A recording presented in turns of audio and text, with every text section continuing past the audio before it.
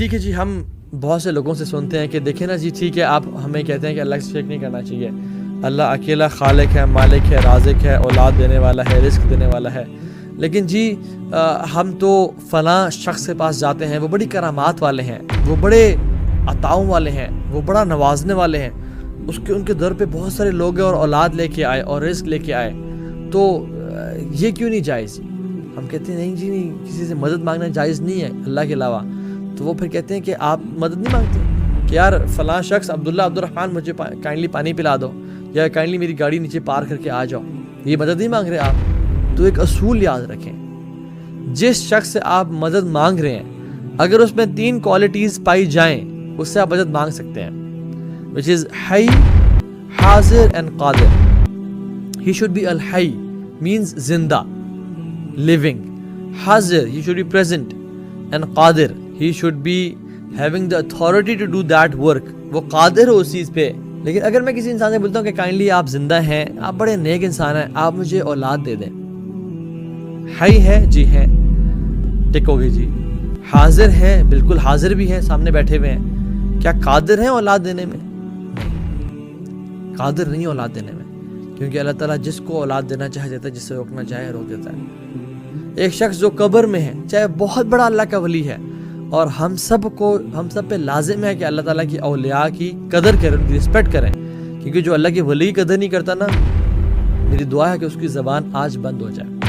کہ جو اللہ کے ولی کی قدر، جس کا جو اللہ کا ولی ہے، جو اللہ کے ولی کو دشمن بناتا ہے، اللہ تعالیٰ کو دشمن بنا رہا ہے، وہ کہ اللہ کے دوست کو دشمن بنا رہا ہے. لیکن ان لوگوں نے، اللہ تعالیٰ کے اولیاء نے کبھی ہمیں یہ نہیں کہا کہ مجھ سے مانگنا یا میرے سے سوال کرنا یا میرے سے ہیلپ سیکھ کرنا، کبھی ایسا نہیں کہا. یہ ہم ہیں جو کہ جہالت میں ان سے مانگنے شروع ہو گئے ہیں. میں قبر پہ اگر جاتا ہوں جہاں پہ بہت بڑا اللہ کے ولی فوت ہوئے پہ ہوں، تو جا کے میں ان سے کہتا ہوں کہ میری بگڑی بنا دیں، میری مشکل پوری کر دیں، میری حل کر دیں. کیا وہ حی ہیں؟ نہیں، وہ تو حی نہیں ہے. کیا وہ حاضر ہیں؟ وہ حاضر بھی نہیں، وہ تو اپنی قبر میں ہے. کیا وہ قادر ہیں؟ وہ قادر بھی نہیں ہے. ان سے اگر ایک مکھی کوئی چیز لے کے چلی جائے وہ اسے واپس چھین نہیں سکتے. تو میں کیسے مانگ رہا ہوں ان سے؟ ہم کیسے انسانوں سے سوال کر سکتے ہیں؟ شیطان نے بھی ہمیں کیسے گمراہ کیا. اللہ اکبر. وہ ڈائریکٹلی تو بت و لات ملات عزا کے سامنے سجدہ تو نہیں کر رہے، لیکن وہ لنگڑا پیر اور ننگا پیر اور بابا شاہ، پتہ نہیں کن کن پیروں کے پاس، کالا بالا بابا اور بنگالی بابا اور کن کے پاس جا رہے ہیں کہ ہماری مشکلات کا حل کر دیں، ہمیں یہ کر دیں، وہ کر دیں. اللہ اکبر. حالانکہ مشکل کشا اللہ کی ذات ہے، یہ بات یاد رکھیں. حاجت روا اللہ کی ذات ہے، بگڑی بنانے والا اللہ کی ذات ہے، دستگیر اللہ کی ذات ہے، غوث اعظم اللہ کی ذات ہے. اللہ کے علاوہ کوئی حاجت پوری نہیں کر سکتا. ہر انسان اللہ کے سامنے عبد ہے، اللہ کے سامنے سر جھکاتا ہے، کوئی عطا نہیں کر سکتا.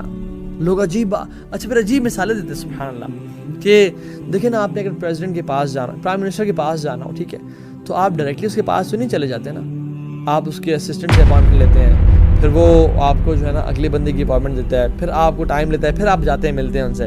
تو اللہ تعالیٰ سبحان اللہ، ہم نے بندوں کا قیاس اللہ تعالیٰ کی ذات پہ کر دیا. کیا پریزیڈنٹ یہاں سے اگر میں اپنے آفس میں بیٹھ کے اس کو بلاؤں وہ سن سکتے میری بات کو؟ نہیں. اور اللہ تعالیٰ یعلم خائنۃ الاعین وما تخفی الصدور، وہ آنکھوں کی خیانت کو بھی جانتا ہے اور وہ دلوں میں شبہ راز بھی جانتا ہے.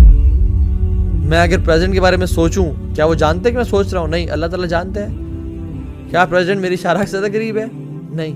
وَنَحْنُ أَقْرَبُ إِلَيْهِ مِنْ حَبْلِ الْوَرِيدِ، ہم تمہاری شارخ سے زیادہ قریب ہیں. انسان کا یہ اللہ تعالیٰ کا نعوذ باللہ قیاس انسان پہ کیسے کر دیا ہے؟ تو بہت بڑی گستاخی ہے.